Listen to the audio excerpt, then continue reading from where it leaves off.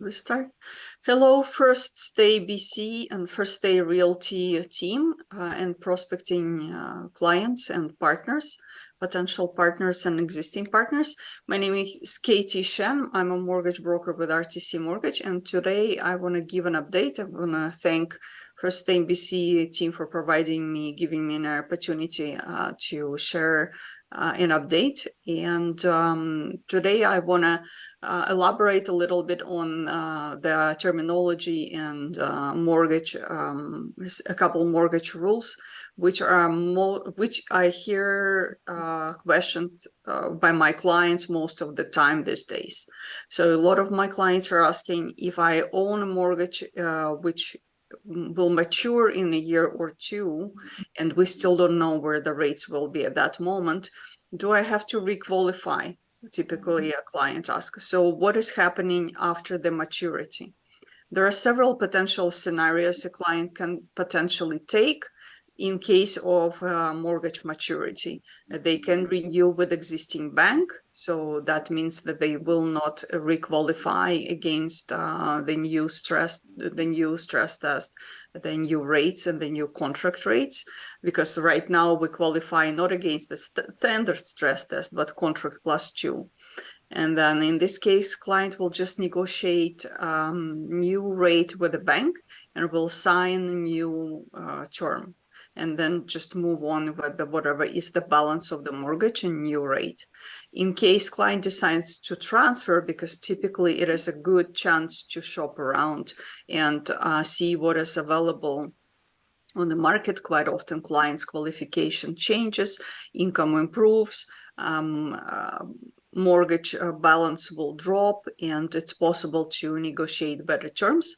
Quite often clients switch from private to B side or from B side to A side and get a better rate. Hopefully rates will stabilize at the time when a mortgage is maturing for each individual client. And in this case, a client will have to qualify and will just move the balance of the mortgage to a new bank with a new rate.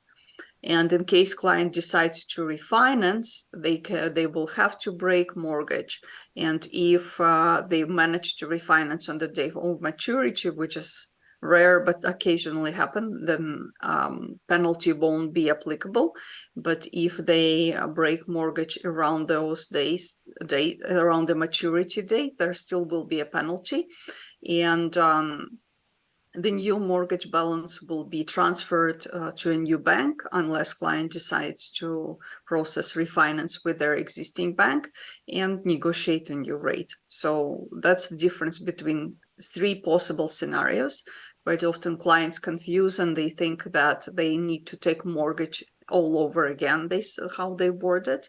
So that's not accurate. And then the safest approach is just renew with existing bank if you are not confident that you are able to qualify for new terms with a different bank, so transfer to another bank. But you can always double check with the mortgage broker. You can give me a call and I will be able to help you understand the specifics, or if your individual mortgage and your individual terms.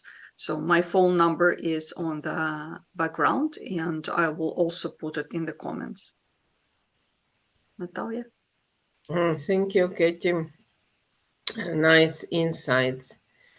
And would like to ask you about, for example, today, I know it's individually, but if somebody wants to renew mortgage, what is a typical people renew in terms like 3 years, 2 years, 5 years, 10 years?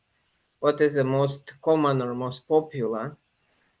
First of all, it depends which lender they're with. If they're with a private lender, it depends if lender is comfortable to renew, if they have renewal terms, or if they want to re-sign the contract. And with the private lender, it's typically 1, potentially 2 years. And that's the most common option a lot of clients take right now. If they purchased with a private, they typically will stay with the private.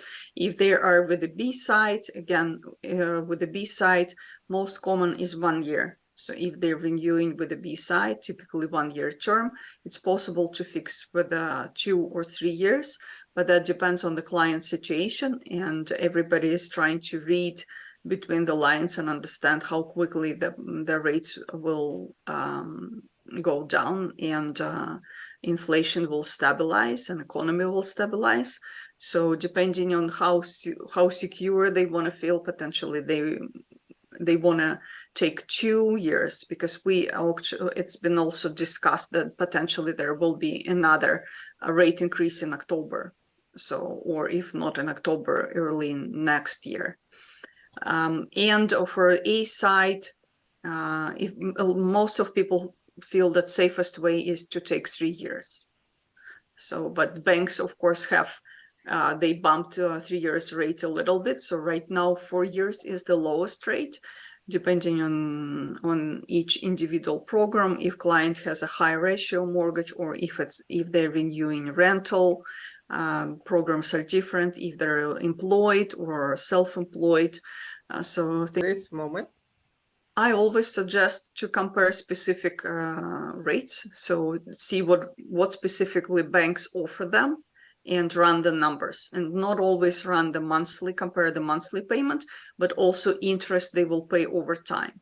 I'll give you an example. I had a question last week from one of my potential clients saying that someone from her network has 2 components, 2 mortgages with RBC, like HELOC sometimes can be converted into amortized mortgage. So that individual owned mortgage with RBC, and they had 2 mortgages side by side, and one of them will be maturing soon and another one in 2 years.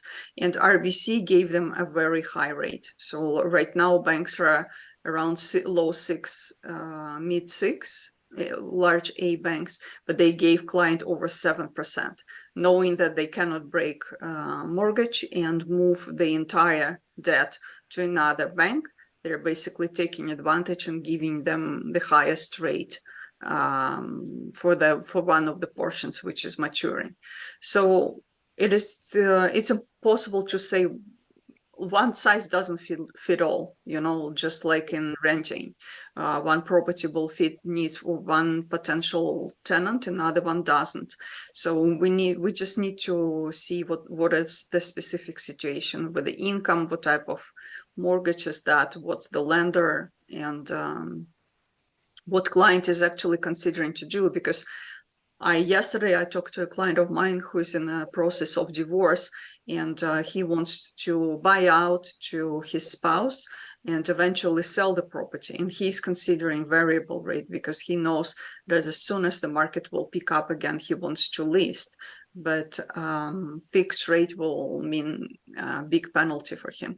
So it's very individual. It's just case by case. And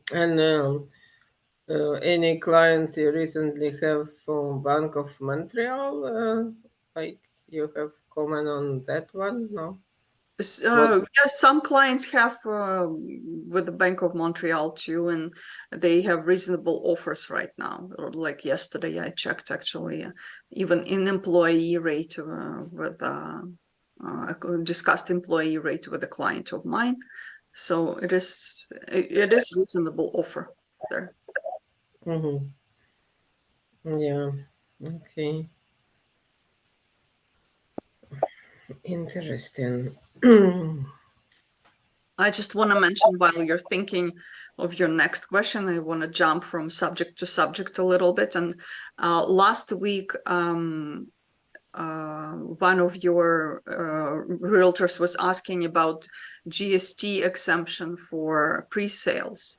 And I know that a lot of people got quite excited with the news, but the truth is that the GST was waived not for the individual pre-sale units. It was waived for purpose-built rentals. So it's primarily a developer's discount when they're completing purpose-built buildings, rentals as a building or a portion of the building, right? Like sometimes they have sections because they need to qualify for zoning permit for their new builds. So that's So what. those they're gonna rent after themselves, right? Not for sell to investors whose rents. I believe typically that's the expectation that they will maintain it as a rental. So what is actually happening to them, you probably know better than me because I don't observe, I don't monitor this section of the market, but I've heard this too. I actually noticed several years ago in Europe what they do. From one side, it's somehow unfair because person when they buy and pre-sell, they have to decide are they gonna stay in it or they gonna rent it out, which was sound a bit creepy to me because maybe they change their mind along the way back and forth, right? But once they do, that's the reason for it. The governments there, if you buying it for rentals, it was always cheaper than if you buy for live in yourself, which is I found interesting. So it's one of the ways they do to promote investors buying. Yeah. Interesting. Okay. Here we don't have such options. Yeah, maybe it will come to it. So around the world, many countries have their own little by little mechanisms to promote build purposely build rentals units. What I'm trying to say, yeah. So it's already existing strategies that works. Maybe just need to look around and implement those. Mhm. Well, there's definitely shortage. You know better than me that there is a shortage of rent, and even last year, BC allowed to stratas to cancel or, I mean, they demanded, right, that stratas remove all restrictions for rent. So since last year, all stratas can rent now, even though it was Mm-hmm. not the case in the past. I know one of my clients took advantage of that because initially they couldn't rent their unit and they were planning to sell, but uh, when the restrictions were lifted, they managed to find a very comfortable option for them because not always clients want to move on right away, right? So they just want to have a convenient time to. Mm-hmm. What I found with the new buyers that out there, Mhm. uh, they, I don't know, probably get appraisals or were speaking with their realtors. So their expectations is to cover completely with the rentals the unit expenses, right? Which I would like to remind everybody, it was never the case in BC, even like 15 years ago. It was like in, not in BC, there are some areas where it's possible, but in our areas, right, in Metro Vancouver, it was never the case. It's well covered. So I would say they would need to expect for first 2 3 years to at least to pay a little bit 100 200 or whatever out of the pocket to subsidize, so to speak, rentals, even with healthy deposit. So they need to keep it in mind because what often happens, they setting themselves up for failure by this approach or demand, and also rental agents, right? Because rental agents, they are not like magical swan. They can do their best, but if the public not ready for such prices, they're not ready. And what end up being happening, I see now more and more, they insist on the pricing, and it could be for a very long time, like 1 month, even 2 or 3 months, and then finally they give up and go back to be reasonable. But in this time, you already lost 3 months if you would rent it from the start, the price rental agent suggests to you, you would end up with more, right? So this is a very sensitive topic, yeah. Yeah, for sure. And that's always one of the questions client ask, would I be able to break even? Yeah, but that also depends on the down payment. If they put minimum down payment for rental, 20%, then especially with the interest rates right now, even though the rental income went up, it is difficult to break even if they And can. actually, yeah, my answer is yes, if you will take a large dogs, right? If you will take two like two dogs, if it's strata allowed, or dog and cat. If you take professions, they will fast job faster. So Yeah, if you looking to break even, you need to be more open-minded and to get into less traditional kind of rentals, right? But if you want to a renter with a super good job, everything perfect, why would they rent overpriced unit if they still can rent I agree. fairly price unit? Yeah. So if I you're agree looking for for sure. that, then you need to explore your horizons a bit better, maybe, right? So the more risk, more reward kind of, unfortunately, the situation, right? Yeah, Students, so it should be unusual, put it furnished, and then you can.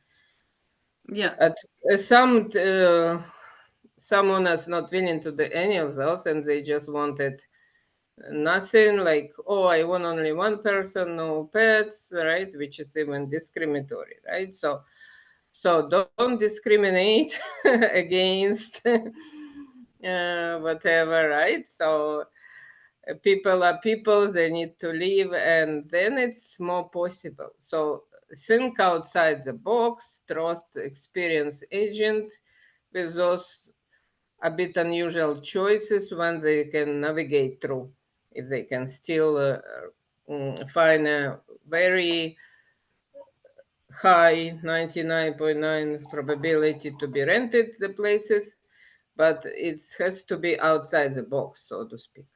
Yeah, no, for sure. And I hear more and more often that furnished rentals are getting more popular because they also they kind of in benefit of both. Tenants quite often want it furnished, and landlords just can make a bigger buck with the furnished rentals. So Yeah, it's not only bigger bulk, like let's say the slow season, you may rent it as much, but quicker, right? And also during move-ins, move-outs, there where most of damages happen to the yeah, unit, right? So that's you true. eliminated that kind, you eliminated time because now they can start any day, not on a first, on a 15th.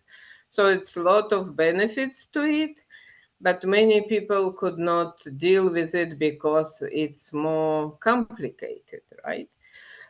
Furniture list. It's not only furniture, have to be everything to come with it, plus utilities included, and they not ready for that. So my suggestion would be you cannot be half pregnant, right? You or furnished or you unfurnished.